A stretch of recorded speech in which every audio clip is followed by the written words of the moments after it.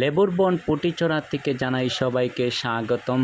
তো কয়েকদিন আগে আমি আর আমার রাজেশ্বর ভাই আর বন্ধুদেরকে নিয়ে সেই রাস্তার সামনে একটা গর্ত হয়ে গিয়েছিল, সেই গর্তটা ফিল আপ করেছিলাম।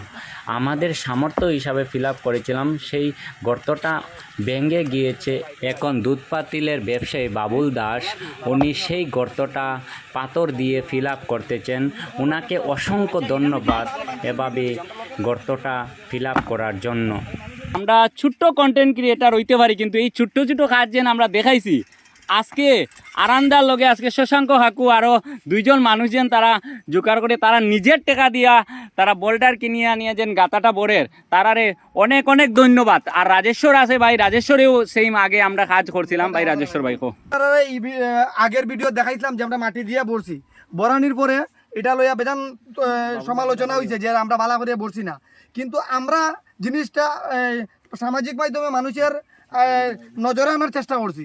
তো আমরা যে ভিডিও বানানোর পরে একটা মানুষ একবারে আইছে, আমরা এই অঞ্চলের একজন ভালো ব্যবসায়ী বাবুল কাকু, আমরা বাবুল কাকু আজকে এক গাড়ি পাথর দিয়া জিনিসটারে ভালোভাবে বড়বার চেষ্টা করেন। তো এইরকম আরও সমাজও ভালো ভালো মানুষ আছে। আমরা এটাই চাইছিলাম যে আমরা ভিডিও দিকে কেউ না কেউ তো আগবাড়ি আইব। তো একটা মানুষ আইছে, আমরা আজকে আমরা যে মনের আশা আসলো আমরা মনের আশা পুরা হয়েছে।